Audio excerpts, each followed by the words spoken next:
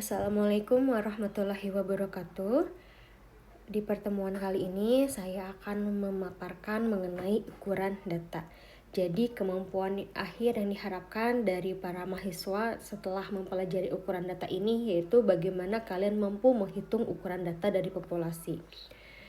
Nah, materi pembelajaran yang akan kita pelajari yaitu ada 6, ada ukuran pemusatan, ada ukuran letak, ukuran sebaran, ukuran kemiringan, ukuran keruncingan, dan angka indeks. Ya, jadi yang pertama kita akan membahas mengenai ukuran pemusatan. Ukuran pemusatan yang pertama, kalau kalian tahu pernah mendengar mean atau rata-rata hitung gitu ya. Jadi rata-rata hitung ini atau mean ini tuh untuk sampel ya, sekali lagi kalau di statistik itu kita akan berhubungan langsung dengan yang namanya sampel ya, dan juga populasi. Dimana sampel ini simbolnya N kecil, sedangkan populasi ini simbolnya adalah N besar gitu ya. Jadi rata-rata hitung untuk sampel ini dibacanya X bar ya, sedangkan untuk populasi dibacanya mu. Nah, perhitungan mean juga dibagi dua, yaitu untuk data tunggal dan data berkelompok.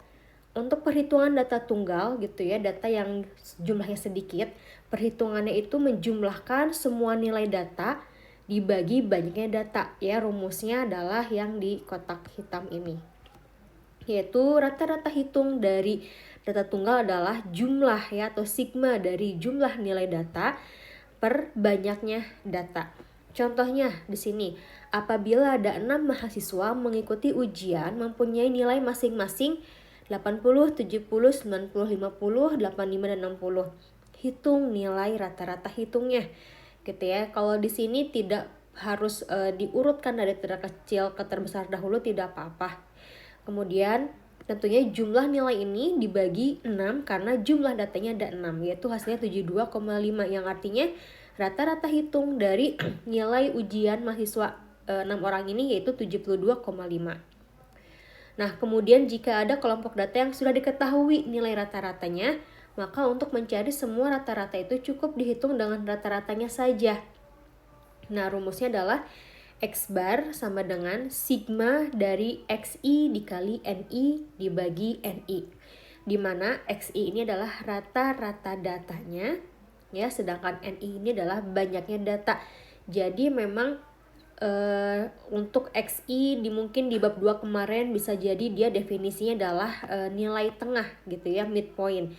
Jadi nilai midpoint itu lambangnya bisa XI, bisa MI. Jadi di sini kalian perlu kehati-hatian gitu ya ketika kalian menuliskan XI. Ini konteksnya untuk di data frekuensi distribusi ataupun di mean. Contohnya seperti ini. Diketahui rata-rata produksi arang jenis ada tungku A berjumlah 3 dan rata-rata per bulannya 6 ton.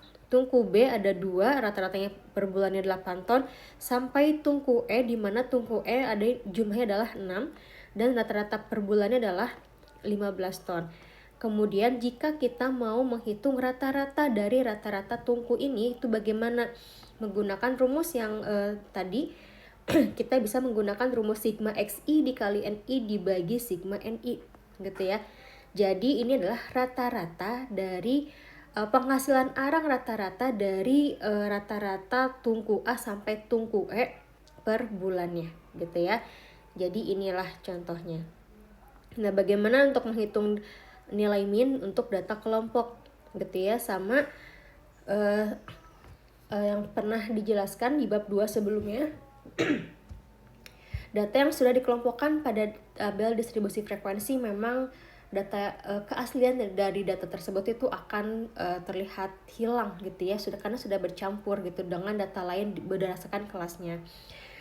Nah, di sini kalau dalam perhitungan mean data kelompok ini, jadi kita bisa mengambil dari titik tengahnya, yaitu setengah dari jumlah ujung bawah kelas atas dan atau kelas untuk mewakili setiap kelas intervalnya itu. Jadi maksudnya apa? Ini untuk menghindari kemungkinan data yang ada di setiap interval ini punya nilai yang lebih besar atau lebih kecil dari titik tengah. Jadi nilai rata-rata untuk data kelompok itu rumusnya adalah X bar sama dengan sigma SI dikali FI dibagi sigma FI. Nah, XI di sini untuk di data kelompok yaitu dia nilai titik tengah atau midpointnya. FI di sini adalah frekuensi. Ini contohnya adalah masih dengan menggunakan data yang di bab 2 ya, tentang nilai ujian statistika industri dengan 70 mahasiswa. Kita kan sudah tahu ya, total frekuensinya 70, nilai XI-nya atau midpoint-nya ini adalah sudah diperlihatkan ini ya di dalam tabel. Kemudian di sini kita bisa menghitung XI dikali FI gitu ya. Jadi di sini diperoleh sigma dari XI dikali FI-nya adalah 5435. Kemudian kita hitung nilai rata-ratanya dengan rumus tadi sigma XI kali FI dibagi sigma FI. Maka diperoleh rata-ratanya adalah 77,643. Nah, kita sepakati bersama-sama gitu ya, di statistik ini kita gunakan pembulatan dua angka di belakang koma saja. Misalkan yang sini 77,643 gitu ya, karena di sini angka 3 angka di belakang komanya kurang dari 5, maka pembulatannya adalah ke bawah, jadi 77,64. Terus yang kedua 77,655, karena di sini angka ketiga dari belakang komanya adalah angka 5 gitu ya, kita buatkan ke atas, jadi 77,66. Begitupun seterusnya ya, bisa dilihat di sini. Pokoknya ketika angka ketiga di belakang komanya kurang dari 5, pembulatan ke bawah. Kalau angka ketiga di belakang komanya itu lebih dari sama dengan 5, kita pembulatannya ke atas. Ya, tadi adalah rata-rata ukur atau rata-rata hitung atau mean. Nah, kemudian ini ada rata-rata ukur atau arithmetic mean. Jadi di sini kegunaan rata-rata ukur ini untuk apa? Untuk mencari rata-rata kenaikan dalam bentuk persentase. Jadi perbandingan tiap data ini berurutan yang hampir tetap atau secara tetap. Untuk menghitung rata-rata ini tuh bisa kita gunakan untuk rasio perubahan suatu gejala pada data tertentu. Rumusnya di sini adalah RU sama dengan akar N dari X1 dikali X2 dikali X3 dikali sampai Xn, atau log dari RU, yaitu sama dengan sigma log XI per N ya. Jadi untuk menghitung rata-rata ukur data tunggal kita punya dua rumus, yang ini atau yang ini ya. Contohnya diketahui data X1, X2, X3, dan X4 di sini menggunakan yang RU. Ya, jadi kalau log RU di sini menggunakan log RU di mana kita mencari log dari masing-masing nilai datanya. Kemudian dijumlahkan ya, dibagi n yang di sini ada 4. Didapatlah nilai log RU-nya adalah 0,822. Apakah ini sudah selesai? Belum, karena ini masih nilai log RU yang kita butuhkan nilai rata-rata ukurnya. Nah, nilai ini 0,822 menjadi 6,64 ini yaitu dengan menggunakan bantuan kalkulator ya. Jadi nanti kalian coba menggunakan shift log 0,822 sama dengan hasilnya pasti 6,64. Kemarin di kelas reguler sudah dicoba gitu ya, beda kalkulator, beda lagi treatmentnya gitu. Jadi ada yang harus shift log 0,822 itu baru dapat nilainya. Tapi ada beberapa kalkulator, misalkan ada yang pakai Casio ya di sini. Kalau yang pakai Casio itu enak, yang Casio-nya udah yang lebih canggih gitu ya. Dari hasil ini kita bisa langsung shift log didapat sama dengan didapatkanlah 6,64. Ya, jadi penggunaan anti log ini adalah shift log sama dengan ya. Harusnya kalian silahkan dicoba ya di kalkulator masing-masing, harusnya kalian dapat nilai 6,64. Nah, kemudian kalau kita menemui kejadian-kejadian khusus ya, misalkan di sini kita mau menghitung pertumbuhan atau perkembangan dari pertumbuhan penduduk atau perkembangan bakteri atau penyakit, perkembangan produksi dan lain-lain, maka rata-rata ukurnya bisa kita nyatakan dengan rumus berikut ini. Ya, di KF ini kondisi akhir kejadian, KS kondisi awal kejadian, dan W ini satuan waktu yang digunakan. X bar ini rata-rata perkembangan setiap satuan waktu. Contohnya, PT Promotor memproduksi motor pada tahun 1983 berjumlah 2 juta unit dan tahun 98 mencapai 3 juta unit. Berapakah rata-rata perkembangan produksi motor setiap tahun? Dengan rumus yang sudah diketahui di atas ini ya, kita inputkan saja langsung, di mana W ini adalah selisih waktu ya. Waktunya di sini tahun, yaitu dari 98 dikurangin 1983, yaitu 15 tahun. Ya udah, kita substitusikan ke rumus yang sudah ada, maka akan diperoleh data ini. Karena yang kita cari tuh X barnya ya, gitu, X barnya. Dan ingat, rata-rata ukur ini itu kita mencari rata-rata kenaikan dalam bentuk persentase ya, dalam bentuk persentase. Makanya di sini ini kan 1 ditambah X bar per 100 sama dengan 1,0274, maka X bar per 100-nya ini kan tinggal pindah ruas ya, dikurang 1, maka X bar per 100 diperoleh 0,0274. Maka ini X bar dikalikan 100, yaitu 2,74%. Jadi artinya rata-rata perkembangan produksi motor itu dari tahun 1983 ke tahun 1998 itu adalah 2,74% per tahun. Ya, kurang lebih seperti itu. Kemudian ada juga untuk menghitung rata-rata ukur dari data kelompok. Ya, ini sama saja langkahnya. Yang perlu diperhatikan di sini adalah log RU. Lagi-lagi log RU ya. Ya, nanti di akhir harus menggunakan rumus anti log, itu shift log, baru akan didapatkan nilainya. Ya, di sini contohnya ada ini ya, langsung aja. Ini data yang nilai ujiannya lagi dan lagi, dimana di sini diperoleh kita nilai log XI dikali FI-nya gitu ya. Jadi dari log 62 dikali 2 itu 3,548. Terus ini yang kelas kedua dari log 67 dikali 6, 10,956. Silahkan dicoba ya di kalkulatornya masing-masing. Harus bisa memperoleh angka yang kurang lebih mendekati seperti ini. Dari hasil log nilai tengah dikalikan frekuensinya. Ya, kita sudah dapat ini totalannya. Sigma dari log XI dikali FI, dan kita juga tahu sigma frekuensinya ada 70. Maka log RU-nya adalah 132,175 dibagi 70 itu diperoleh 1,88. Ini masih nilai log RU. Sedangkan untuk RU-nya sendiri ini harus menggunakan anti log yang tadi. Shift log 1,888 sama dengan, harusnya kalian memperoleh nilai 77,268. Silahkan dicoba di kalkulatornya masing-masing. Selanjutnya ada rata-rata harmonik atau ya harmonic mean. Jadi harmonic mean ini adalah jumlah data dibagi dengan jumlah 1 per setiap data. Memang untuk rata-rata harmonik ini jarang digunakan ya untuk perhitungan rata-rata. Namun ini memang digunakan untuk kondisi-kondisi yang bersifat khusus atau yang memang sangat diperlukan. Rata-rata harmonik di sini rumusnya N dibagi sigma dikali 1 per XI.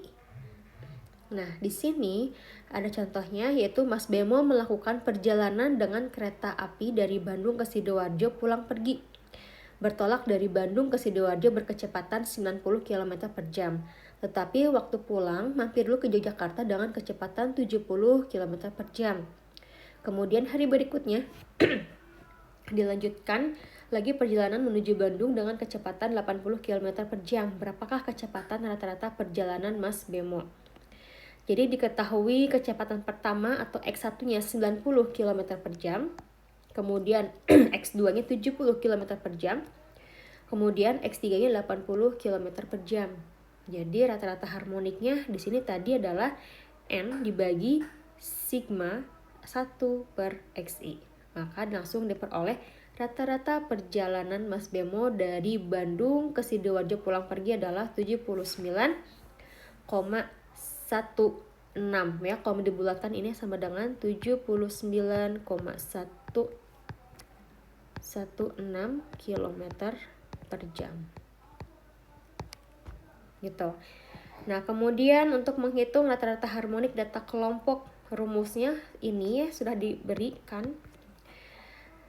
Contohnya masih menggunakan data ujian statistika ya. Di sini kita tinggal mengalihkan FI dibagi XI-nya ya. Jadi FI-nya ini adalah frekuensi, XI-nya adalah titik tengahnya. Jadi mohon diperhatikan lagi ya baik-baik rumus-rumus yang digunakan di statistik ini.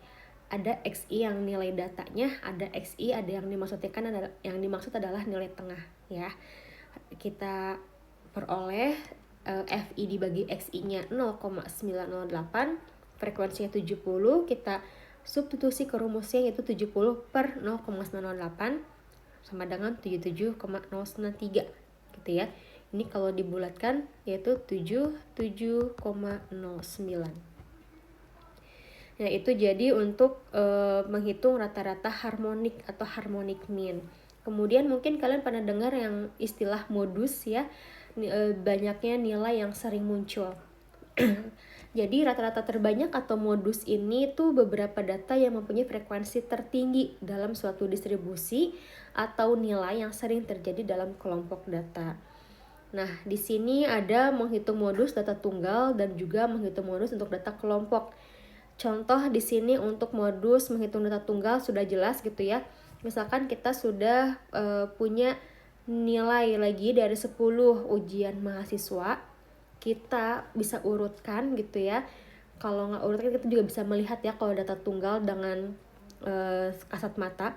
Nilai yang terbanyak di sini yang muncul adalah nilai 60. Maka modusnya adalah 60. Ya. Kemudian di sini bisa dilihat lagi gitu, misalkan data ujiannya berbeda lagi.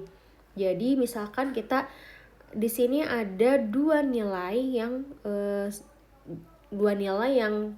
keluarnya itu sama nilainya. Maksudnya total nilai yang banyak muncul itu sama gitu. Ada 4, yaitu nilai 60 dan nilai 90. Maka modus dari data ini adalah 60 dan 90. Tapi misalkan di sini bisa kalian lihat ya, kalau ternyata nilai yang terbanyak munculnya itu lebih dari 2 nilai, maka data ini tidak punya modus ya, tidak memiliki modus. Seperti itu. Jadi modus itu di sini ada disebutnya bimodus ya, ada 2 modus gitu. Oke, selanjutnya ada menghitung modus dengan data kelompok. Nah, di sini modus untuk data kelompok rumusnya seperti yang diberikan di kotak berikut. Jadi modus itu sama dengan LB di mana lower class boundaries ya, yang mengandung modusnya. P ini panjang kelas modus. F1 ini adalah selisih frekuensi modus dengan frekuensi sebelumnya, dengan kelas sebelum modus gitu ya. Sedangkan F2 ini adalah selisih frekuensi kelas modus dengan frekuensi setelah kelas modus. Oke, misalkan di sini masih menggunakan data ujian yang di bab 2 ya. Pertama, kita harus mencari dulu kelas mana yang frekuensi modusnya itu terbanyak, yang sering muncul ternyata yaitu di ini 20 frekuensinya di kelas keempat ini. Ya, di kelas keempat, di mana lower class boundaries atau tepi bawah kelas keempat ini adalah 75 dikurang 0,5 yaitu 74,5. Panjang kelas modus ya, kalau di tabel distribusi frekuensi semua kelas panjang kelasnya pasti sama. Di sini 5 kelas panjang kelasnya. Kemudian selisih antara frekuensi kelas modus dengan kelas sebelumnya. F1 itu adalah frekuensi kelas modus dengan kelas sebelumnya 20 kurang 15, 5. F2 itu adalah selisih frekuensi kelas modus dengan kelas sesudahnya 20 dikurang 16 yaitu 4. Maka tinggal disubstitusikan ke rumusnya ya, nilai-nilai yang sudah kita ketahui diperoleh modus dari nilai 70 mahasiswa yaitu 77,278. Ya, nilai modus ini harus berada di antara nilai 75 sampai 79. Kalau nilainya kurang dari 75 atau lebih dari 79, berarti itu salah perhitungannya. Yaitu rata-rata terbanyak ya atau modus untuk data tunggal dan data kelompok. Selanjutnya adalah rata-rata tengah ya atau median. Jadi median ini nilai tengah dari gugusan data yang telah diurutkan dari data terkecil sampai data terbesar atau dari data terbesar sampai data terkecil.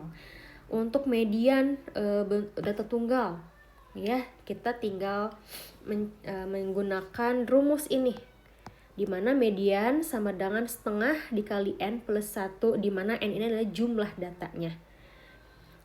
Di sini kita bisa mengurutkan gitu ya. Kalau untuk data tunggal masih memungkinkan kita untuk melakukan pengurutan data dari terkecil sampai terbesar. Kalau cuma 10 data kan masih gampang ya. Jadi kalau 10 ini kebetulan tuh 2 3 4. Ini kebetulan 9 datanya ya, hanya 9. Nilai tengah itu pasti berada di tengah-tengah data setelah data diurutkan. Jadi nilai minnya adalah nilai mediannya adalah 65. Ya, atau kalau takut salah ya udah tinggal menggunakan rumus ME sama dengan setengah dikali n plus 1. Ya, setengah dikali 9 tambah 1 yaitu 10, 10 bagi 2, 5. Berarti letak data mediannya itu berada di posisi data kelima. Ya, jadi nilai ME ini bukan nilai mediannya, tapi menunjukkan data keberapa nilai median dari data tersebut berada gitu ya. Nah, kalau data genap gitu ya, bisa dilihat di sini. Misalkan ini datanya ada 1 2 3 4 5, ada 10. Ya, kita bisa urutkan data terkecil sampai terbesarnya.